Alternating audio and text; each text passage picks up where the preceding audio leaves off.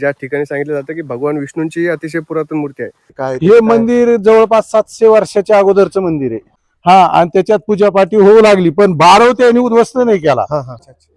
असं प्रत्येक याच्यामध्ये मूर्ती आहे. समुद्र मंथनाचे चिन्ह इथे आले. तर जय श्रीराम मित्रांनो, माझं आदित्य आणि स्वागत आहे तुमचं सायन्सच्या आपल्या नवीन ब्लॉग मध्ये. मित्रांनो, आज आपण आलो आहोत आपल्या जालना जिल्ह्यातील घनसांगी तालुक्यामध्ये असलेल्या बाचेगाव या ठिकाणी, ज्या गावामध्ये आपल्याला प्रभू श्रीरामांचं अतिशय पुरातन मंदिर पाहायला मिळतं. ज्या ठिकाणी सांगितलं जातं की भगवान विष्णूंची अतिशय पुरातन मूर्ती आहे. तर बाचेगावच्या आपण आता जवळपास जवळजवळ आलो आहोत. इथून जवळपास 4 किलोमीटरांच्या अंतरावरती बाचेगाव आहे.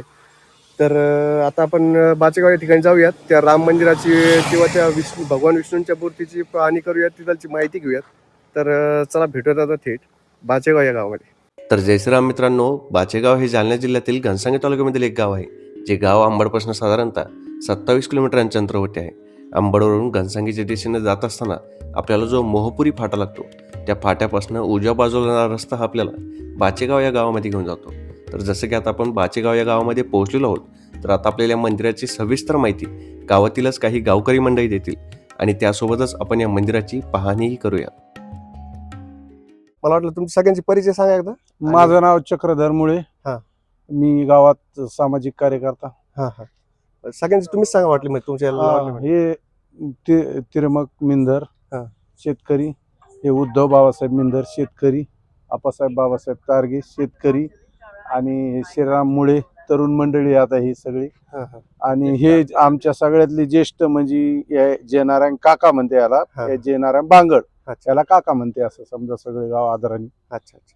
मला सांगा आपल्या मंदिर, आपलं सांगा वाटलं आपल्या मंदिराचं म्हणजे कधीचं मंदिर आहे काय? हे मंदिर जवळपास 700 वर्षाच्या अगोदरचं मंदिर आहे. हा, 700 वर्षाच्या अगोदर हे 1200 शतक किंवा 1100-1200 शतकातलं मंदिर असं नाही पुरातन. हे 12 सुद्धा त्या टायमाचीच. याच काय होतं, अगोदर हे असंच हेंबाडपंथी मंदिर होतं. असं म्हणजे जुने लोक सांगते 100-150 वर्षापासून सांगत आले हेंबाडपंथी जुनं मंदिर होतं. पण आता ते त्यावेळच्या मुस्लिम आक्रमकांनी यांनी काय केलं, त्याचं थोडं उद्ध्वस्त केलं ते मंदिर. त्याच्यामुळे इथं जुने आम्ही मंदिर बांधताना याचे अवशेष सापडले, नंदी मोडल्याला, तुटल्याला, काही मूर्ती तोडलेल्या. मग नंतर काय झालं, 200-250 वर्षाच्या अगोदर इथं मग गावातल्या लोकांनी छोटखानी समजा सत्ता बदलत गेली. नंतर आयलाबाई होळकर पेशवाईची सत्ता आली, मग थोडं सत्ता बदलत गेली, इंग्रजाची सत्ता आली. मग त्या टायमाला एक छोटं पत्राचं मंदिर केलं. आणि त्याच्यात पूजापाठी होऊ लागली, पण बारव त्यांनी उद्ध्वस्त नाही केला. बारव तसा ठेवला, मंदिर उद्ध्वस्त केलं. मग याला जवळपास 75 ते 80च्या काळात मग पुन्हा गावकऱ्यांनी लोकवर्गणी करून पुन्हा असं एक लाकडी मकानाचं मंदिर, सुधारित मंदिर बांधलं. असं हे 12 म्हणजे त्याच काळातलं का? हे 500-700 वर्षाच्या अगोदरचं. आणि आईला देवींनी हे केलं का? नाही, त्याच्या पण अगोदरचं असन. आयला देवीचा तर आता 200-300 वर्षाचा काळ आहे ना. हे 700 वर्षाच्या अगोदरचं आहे. 700 वर्षापूर्वी. हो, हे 1200 शतकातलं मंदिर असन. अच्छा.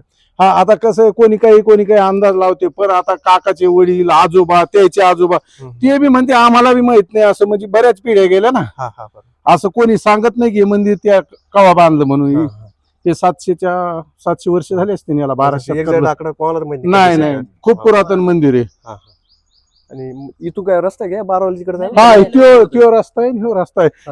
इथं काय होतं, इथं म्हणजे थोडं हे होतं आणि पाण्यासाठी सुविधा होती. इथं जनावरांसाठी हौद होता.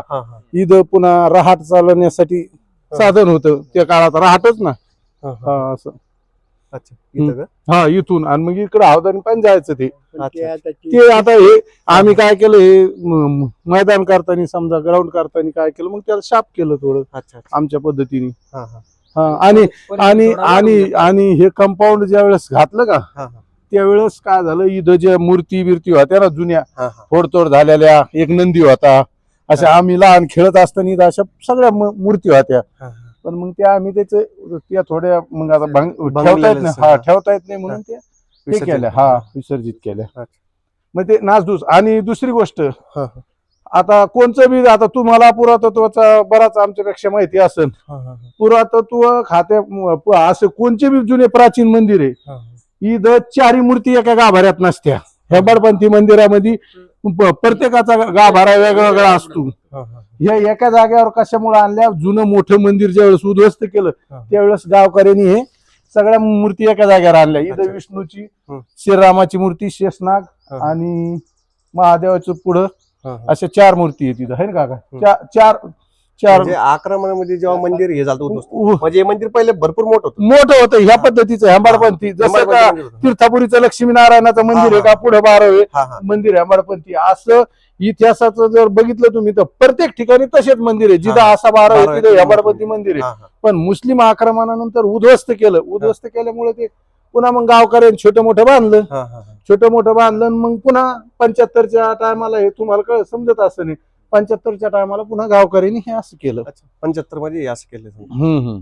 मला वाटलं आणि मग राम मंदिर इथं या ना, ही विष्णूची मूर्ती आहे.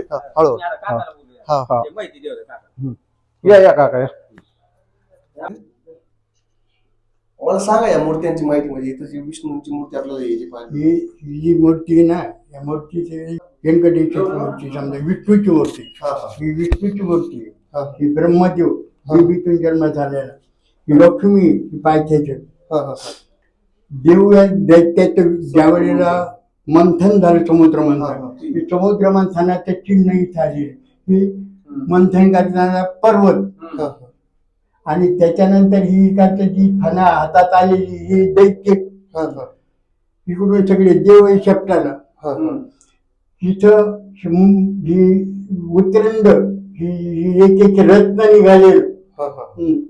त्याच्यानंतर इकडे उच्च चरवा नावाचा घोडा आणि ऐरावत नावाचा हत्ती, हे हत्तीचं चिन्ह. आता हे समुद्र मंथनाचं अशी असणारी ही मूर्ती. इकडे असणारी ही रामाची मूर्ती आहे. ही रामाची मूर्ती आहे. ही विष्णूची, ती शेषनारायण. आणि इकडे लक्ष्मणाची मूर्ती, ही मूर्ती लक्ष्मणाची, लक्ष्मण. आणि ही महादेव. म्हणजे सगळं ही ब्रह्मदेवाची. भगवंताच्या विष्णूच्या भूमीतून ज्यावेळेला कमळ निघालं, त्या कमळामध्ये जन्म ब्रह्मदेवाचा. त्याच्यानंतर पायाची लक्ष्मी, ही विष्णू, शेषनाग खाली. ते सांगितलं समजा आपण. हे पर्वत, हे सर्प त्याला गुंडाळलेलं, यांच्या हाताची पोटी, देवाच्या हाताची पोटी, आणि यांच्या हाताची फणा, ही राक्षसी इकडच्या बाजूने. आणि त्यांनी जे निघाले मंथनातून, ती इकडे उतरून राहते.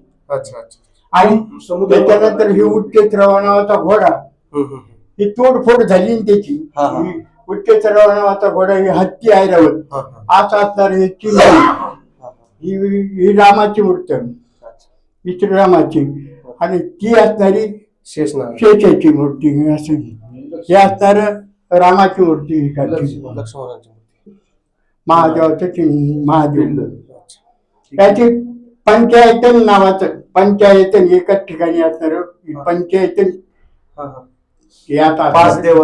पाच मूर्ती आहेत. हे नंदी बी नवीन बसवलेले आहेत, हे दोन्ही बी. मोठा नंदी होता इथं, आम्ही लहानपणी तिथं नेऊन टाकला होता. त्याची मुंडक तोडलेला होता. त्याच्या पिंडी पुढे इथं पाहिलं हेंबाडपंथी मंदिरातला नंदी असन जो. हे सुद्धा आसरा नावाचं दैवत आणि प्रसिद्ध आहे, पण आसरा नाहीच आहे. आता खाली गेल्याच्या नंतर जर आपल्याला पाहायचं झालं, त्या मंडपामध्ये दत्तात्रेयाची मूर्ती, तिथं छोटी मूर्ती आहे दत्तात्रेयाची. इकडून या ना, इकडून बघा.